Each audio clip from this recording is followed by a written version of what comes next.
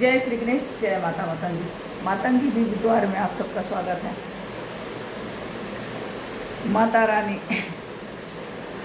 और बाबा महाकाल, माता रानी और बाबा महाकाल यानी मातंग भैरव। मातंग भैरव, मातंग भैरव द्वार खोल रहे हैं आपके लिए। मातंग भैरव द्वार खोल रहे हैं, वो द्वार खुला, अध्यात्म का द्वार, अध्यात्म का दरवाजा आपके लिए खुला जा रहा है। और माता मतंगी तक पहुंचने के लिए जो सबसे ज़्यादा जरूरी है वो है मातंग भैरव की कृपा। बिना मातंग भैरव की कृपा के आप माता मतंगी तक पहुंच नहीं सकते हो। तो यहाँ बाबा मतंग भैरव, मुझे पता ही नहीं है कि मतलब कैसे चीज़ें, देखो मुझे नहीं पता आप लोगों को विश्वास होगा कि नहीं होगा, पर विश्वास बहुत ज़रूरी है लाना। अपने हृदय में विश्वास लाना बहुत ज़रूरी है। और ख़ास तौर पे ये जो जितनी भी अध्यात्म की दुनिया है ना, इसमें प्रवेश करने के लिए आपके अगर हृदय में विश्वास नहीं है ना, तो आप उसमें प्रवेश ही नहीं कर सकते हो। प्रवेश करोगे नहीं, आपका एक तो अटूट विश्वास चाहिए। अटूट विश्वास होगा तो धीरे धीरे धीरे धीरे सारी मार्ग ही खुलता जाएगा। बल्कि स्वयं भगवान आके आपको संदेश देते हैं। और कोई कहता है कि क्या भगवान प्रत्यक्ष रूप से संदेश आके देते हैं, तो हाँ देते हैं। भगवान प्रकट नहीं होंगे, लेकिन अचानक आप बैठे हुए हो और उन्हीं का ख्याल चलने लगेगा। और मेरे साथ भी तो यही हुआ ना, मातंग भैरव। मैं कभी सोची भी नहीं हूँ कि मुझे मातंग भैरव, कहाँ से मातंग भैरव। मैंने बिल्कुल दिमाग में भी दूर दूर तक मातंग भैरव नहीं थे। मैं तो बस बैठी कि मेरे को अंदर ऐसे हो रहा था कि मेरे को रीडिंग करनी है और मैं रीडिंग करने आई। लेकिन अचानक बाबा मतंग भैरव याद आने लगे। तो प्रवेश तो आपको तभी मिलेगा जब आप बाबा मतंग भैरव को खुश करेंगे और श्री गणेश को खुश करेंगे। क्योंकि श्री गणेश और बाबा मतंग भैरव, माता की पूजा से पहले इन दोनों को खुश करना पड़ता है। तो बाबा बोल रहे हैं कि आप श्री गणेश और मातंग भैरव को अपने दिल में जगह दीजिए, स्थान दीजिए। फिर वो अपने आप ही माता के दिल में लोग जगह बना देंगे आपके लिए, अपने आप ही जगह बन जाएगा। तो जब भी आप बैठो, जाप पे बैठो, पूजा करने बैठो, तो ज़रूर गणेश जी को याद किया कीजिए। 11 बार बोल दीजिए ओम गण गणपतये नमः, या 21 बार बोल दीजिए। आपसे जितना हो सकता है, 1 माला कर लीजिए, 2 माला कर, जितना भी हो सकता है आप करिए। और साथ के साथ भैरव, ये जो भैरव है ना, भैरव बाबा भोलेनाथ का ही रूप है। और जितनी भी हमारी 10 महाविद्याएँ की देवियाँ हैं ना, उनके साथ एक एक भैरव है। और भैरव चलते हैं भैरव चलते हैं शस्त्र लेके आगे आगे माता की रक्षा करने के लिए। उसके बाद में हमारी माताएँ चलती है। तो भैरव को आपको खुश करना ही पड़ेगा, ठीक है ना।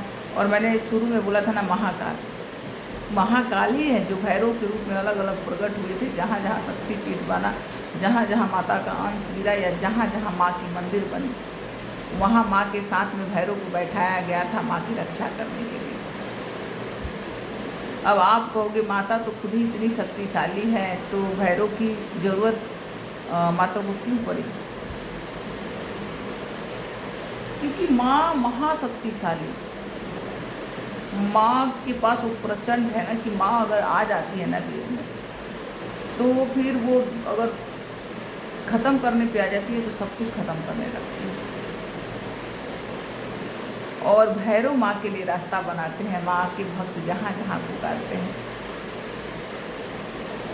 क्योंकि ऐसे नहीं चलती है माता पहले देखिए माता के चलने का क्या रूल है वो समझते हैं, ठीक है। मुझे लगता है मैं बैठी हूँ यहाँ रीडिंग करने के लिए, लेकिन यही वीडियो इतना लंबा हो जाएगा कि मुझे शायद रीडिंग तो मैं करूँगी ही करूँगी, लेकिन इसके बाद करूँगी। जो आप लोग लंबी वीडियो देख नहीं पाते हो ना, तो शायद मुझे इस वीडियो को छोटा करना पड़ेगा। और आपको ये समझना होगा कि भैरव माता कैसे निकलती है? माता निकलती है, एक तो माता की पूजा रात में होती है, माता रात में ही निकलती है अपने बच्चों को देखने के लिए। और हमारे बिहार में तो भोजपुरी में बहुत सारा गाना है माता का, और हम लोग हैं 10 महाविद्या के पुजारी। हर गांव में जो देवी मैया का मंदिर है, जो हमारी ग्राम देवी है, वो क्या है? वो क्या है?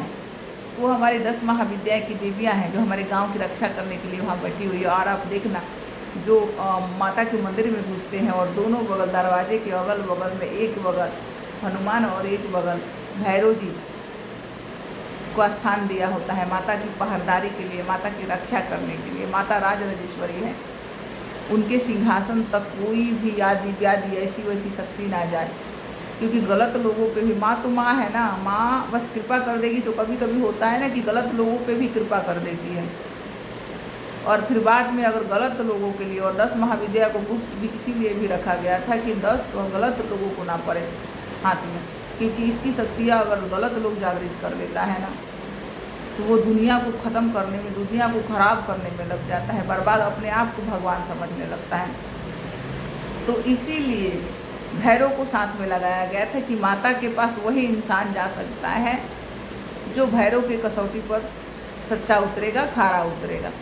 अब देखो, आप कहीं जाते हो, किसी ऑफिस में जाते हो, और उस ऑफिस के बॉस से मिलना होता है, तो आप क्या करते हो? पहले तो चपरासी से मिलोगे ना, बहुत सारी होती है ना। उसी तरह से सेम ये जो अध्यात्म दुनिया है ना, जो हम ये जीवन यहाँ जीते हैं ना, सेम ऐसा ही है। और माता के दरबार में, माता के नगरी में प्रवेश करने के लिए आपको भैरव से ही होके गुजरना पड़ेगा। तो आपको भैरव आराधना करने की ज़रूरत है। भैरव बाबा यहाँ ये बोल रहे हैं, और ये संदेश, ये रीडिंग ही भैरव बाबा के लिए हो रहा है। बैठी तो थी माता के संदेश लेके, लेकिन यहाँ आ गए बाबा, और बाबा बोल रहे हैं कि मातंगी माता के हृदय में जगह बनाने के लिए मातंग भैरव की कृपा प्राप्त करनी ही होगी आपको। तो आपको भैरव स्तुति करने की ज़रूरत है। भैरव कवच का पाठ कीजिए, भैरव स्तुति कीजिए। ओम काल भैरव नमः, ओम मतंग भैरवाय नमः का जाप करना स्टार्ट कीजिए।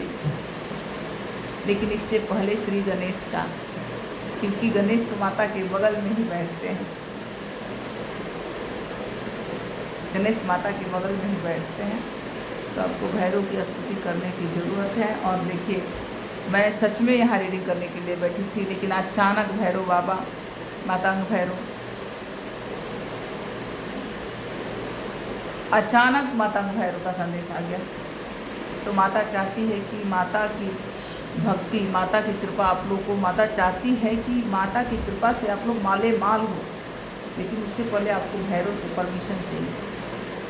तो भैरव से परमिशन लीजिए, अपने कुल देवी देवता से परमिशन लीजिए, अपने जिस स्थान पे आप रहते हो उस स्थान देवता से परमिशन लीजिए, अपने पितृ से परमिशन लीजिए कि अब मैं माँ मातंगी की कृपा चाहती हूँ और आप लोग मुझे परमिशन दो। अपने गुरु से परमिशन लीजिए और भैरव स्तुति करना, भैरव कवच पढ़ना, या जो भी हो सकता है आपको भैरव के लिए ध्यान लगाना आप कीजिए। फिर देखिए कि कैसे भैरव बाबा हाथ पकड़ के माता के पास आपको लेके जाते हैं। और वो भी बाबा के ही रूप है, बाबा भोलेनाथ के ही रूप है भैरव बाबा, बस वो थोड़ा उग्र रूप है। बाबा जो है, बाबा से थोड़ा हटके रूप है। भैरव जी का जो रूप है उग्र रूप है। उग्र रूप है तो वो किसी भी कलयुग में उग्र देवता को तो माननी ही पड़ेगी ना आपको। अगर उग्र नहीं होते भैरव तो कोई भी माता के पास जाके माता को खुश कर, माँ तो माँ है ना। बच्चा एक बार माँ कह के बुलाएगा तो खुश हो जाएंगे, क्या बच्चा मैं अपने गले तुझे लगा रही हूँ। और फिर माता से सारी शक्तियाँ लेके वो गलत यूज करने लगते हैं। इसलिए भैरव को रखा गया है और आपको भैरव को मनानी है, भैरव को ही रिझाना है। पहले भैरव बाबा ने संदेश आपके पास भेजा है, मतलब भैरव बाबा चाहते हैं कि आप उनसे परमिशन लीजिए। और पता है भैरव बाबा भी बड़े भोले हैं, बड़े भोले हैं। और भैरव की कृपा हो गई तो कहाँ, मातंगी की कृपा तो आपको मिलनी ही मिलनी है ना।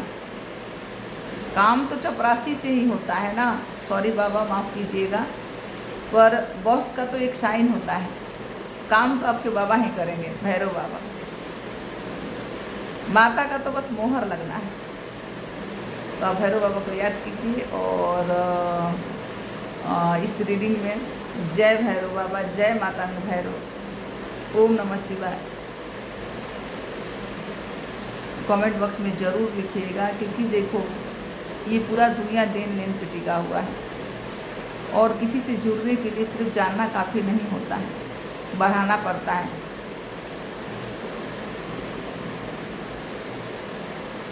जानने से तो नहीं होता है ना, आप उसको समझोगे, पहचानोगे, उससे रिश्ता बनाओगे और रिश्ता बनाने के लिए आप ओम नमः शिवाय, जय माता मातंगी, जय मातंग भैरव कुछ भी लिखेंगे, जो भी लिखेंगे आप देखो। मैं ये नहीं बोल रही हूँ कि ऐसे आप महसूस करो, लिख के देखो, 1 दिन 2 दिन जैसे ही आता है आप लिख के देखो। और मेरे इस रीडिंग से के कमेंट बॉक्स में तो ज़रूर लिखो, कमेंट बॉक्स में तो आप लोग ज़रूर लिखो। और बताऊँ, आप लोग ना अनुभव करो, खुद अनुभव करो, आपको किसी गुरु की ज़रूरत नहीं है। आप लोग अनुभव करने लगोगे ना तो अपने आप ही आपके अंदर का गुरु तत्व जागृत हो जाएगा और धीरे धीरे खुलने लगेगा।